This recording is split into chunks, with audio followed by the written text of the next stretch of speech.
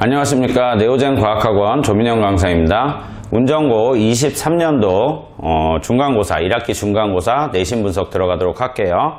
여러분들 일단 고등학교 올라와서 첫 시험 치르느냐 고생 많았고요.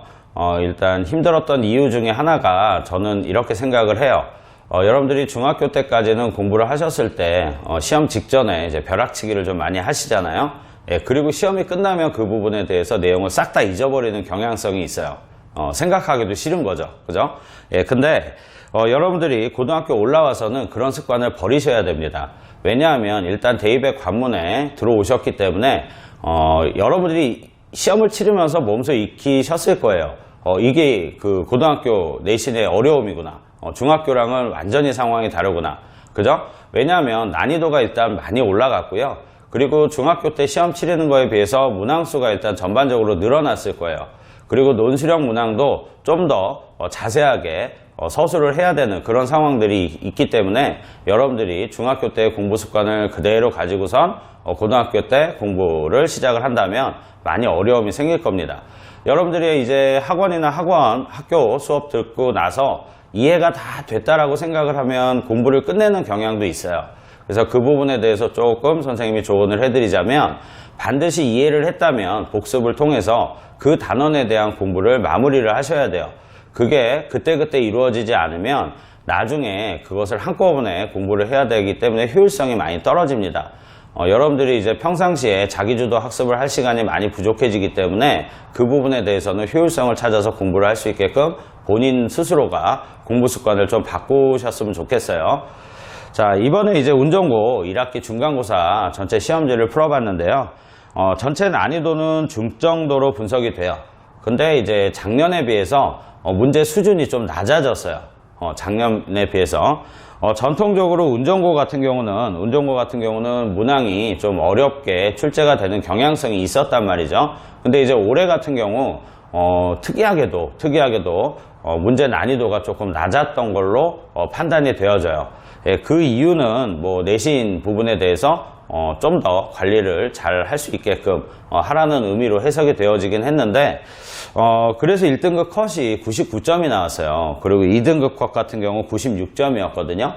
자, 그렇게 되면 결국 2등급 컷까지가 96점이라는 소리는 난이도가 많이 낮았다라는 의미로 해석을 할 수도 있어요. 그죠? 학생 수준에 비해서.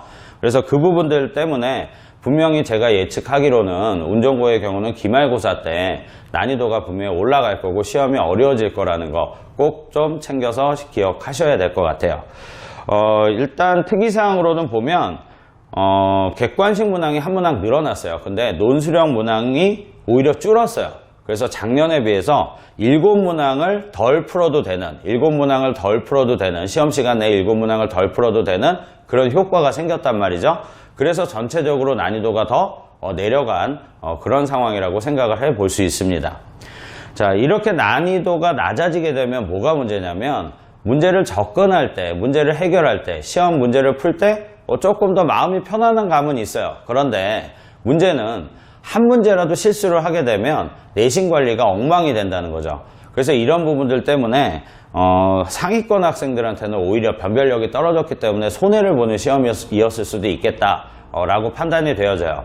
그러면 분명히 학교 선생님들께서도 이 부분에 대해서는 생각을 하고 계시기 때문에 기말고사가 좀 많이 어려워지지 않을까 이렇게 이제 예측을 조심스럽게 해볼 수 있겠습니다.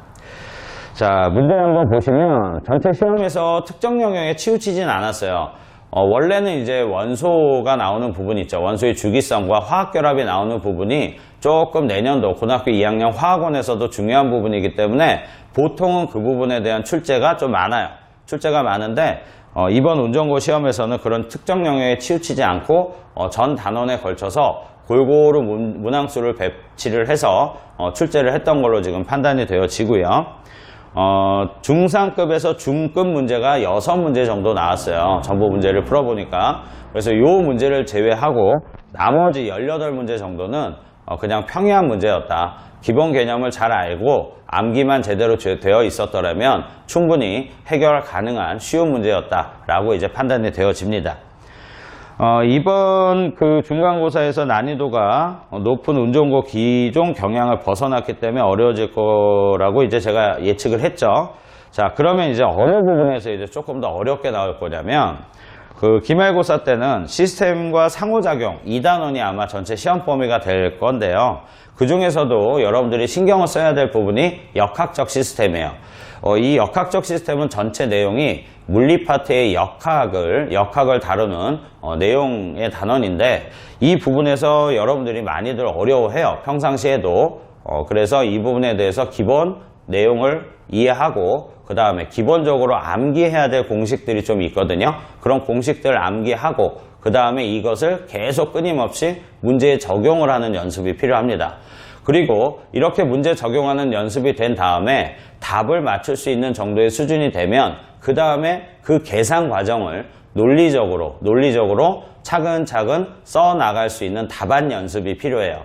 왜냐하면 논술형 문제가 분명히 늘어날 거고요. 그 논술형 문제는 이 물리하고 너무 딱 들어맞아요. 예, 계산 과정을 제대로 써나갔는지 이걸 확인하면 충분히 그 문제를 이해했는지 이걸 판단할 수 있기 때문에 논술형 문제에서 물리문항은 그 계산 과정을 쓰는 물리문항은 굉장히 좋은 유형이라고 얘기할 수 있어요.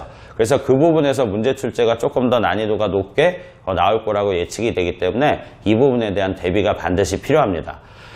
그러면 이 부분에 대한 대비는 어떻게 하시는 게 좋으시냐면 그 일반적인 통합과학에 대한 문제를 벗어나서 모의고사 기출문제를 2점하고 3점 문제가 있는데 그 중에서 3점까지는 아니더라도 2점 문제들은 조금 챙겨서 보시는 게 좋겠고, 그 다음에 EBS 수능 특강 올해 교재 나와 있을 거예요. 올해 교재나 작년 교재를 2점 문제만 여러분들이 챙겨서 풀어보시면 충분한 연습이 될 거라고 생각이 돼요.